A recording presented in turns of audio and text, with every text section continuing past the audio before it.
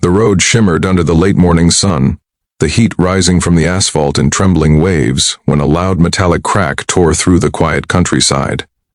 A motorcycle swerved, skidding across dusty gravel, and the rider, small, slender, wrapped in black gear, was thrown down the slope beside the road and at that exact moment, miles away inside a tiny farmhouse kitchen, a man named Rayan Hale wiped sweat from his brow and whispered to himself with the heaviness of a tired heart, "Please, let today be easier than yesterday."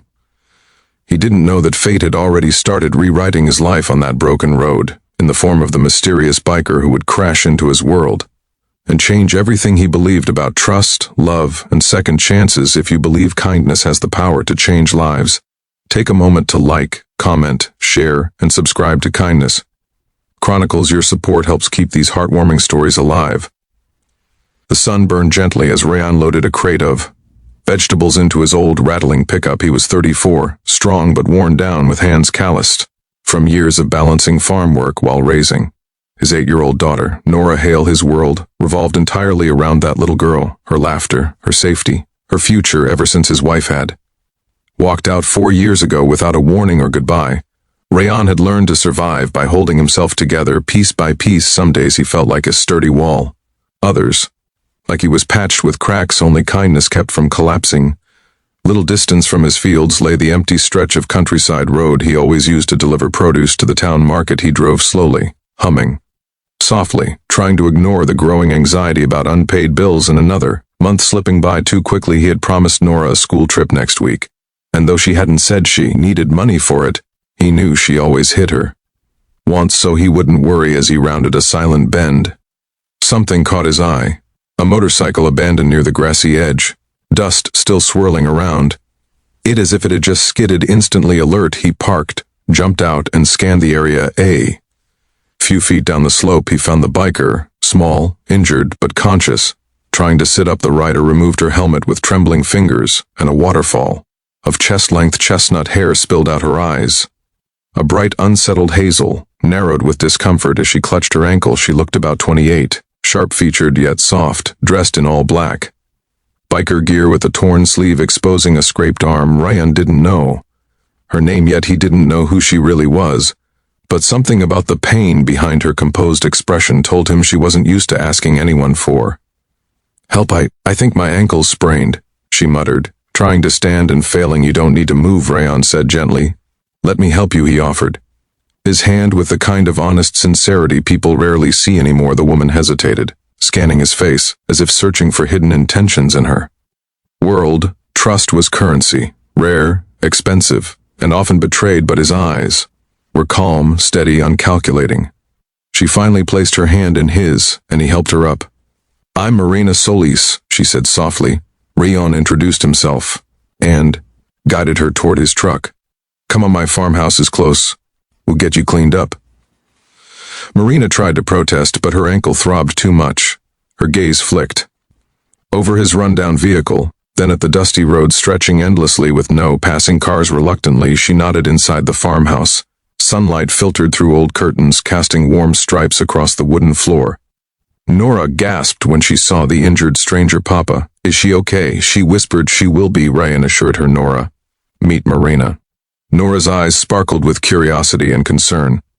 She was a quiet, thoughtful child with a heart too big for her small age. She fetched a first aid kit without being asked, watching closely as Marina winced while Rayan cleaned her wounds. Marina looked around the small, humble house, clean, modest, and full of warmth. On the shelves were Nora's drawings, suns, trees, a crooked house, and a stick figure man always holding a tiny stick figure girl's hand. There was no drawing of a mother. Something in that absence tugged at Marina's heart. Though she didn't show it, Marina was shaken not from the fall, but from being inside a place where love was visible in everything, even in the cracked walls and mismatched furniture. She hadn't felt that sincerity in years, because Marina Solis wasn't just any biker. She was Marina Solis, the billionaire heir to Solis Dynamics, a global tech empire, but disguised and hidden from a world that tried to use her name more than her soul. For months, she had been traveling under the radar, searching for something real, friendship, love, or just a reason to believe people could care without gain. Her wealth had always been a cage disguised as privilege, but Rayan didn't know Any of that, he only saw a hurt traveler for the next 2 days. Because she could barely walk, Marina stayed at the farmhouse. She offered to book a hotel or call for help, but Rayan insisted she rest until she healed enough. To travel safely during those days, something began to shift quietly in the air. Marina watched Rayan wake before dawn to work the fields, lifting heavy crates with quiet endurance. She watched him pack Nora's lunch, braid her hair gently, and kiss her forehead before waving goodbye as the school bus rolled up the dusty road. And at night, she sat at the small dinner table, eating simple meals Rayan made from whatever they had. Every moment felt painfully beautiful in its simplicity.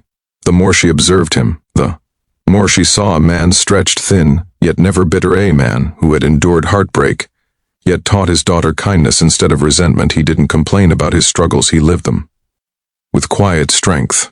And Rayan found himself drawn to Marina too.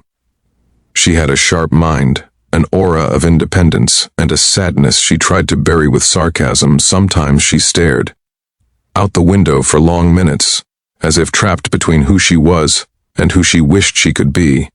Yet she laughed genuinely at Nora's silly jokes. She helped chop vegetables despite her injured ankle. She even offered to pay for the groceries she was eating, though Rayan almost laughed at the idea. "You're a guest," he said firmly. "You don't owe us anything." In one bright, peaceful morning, as Nora laughed and chased butterflies in the field, Marina looked at Rayan with tears in her eyes and whispered, "Maybe the road didn't break me that day.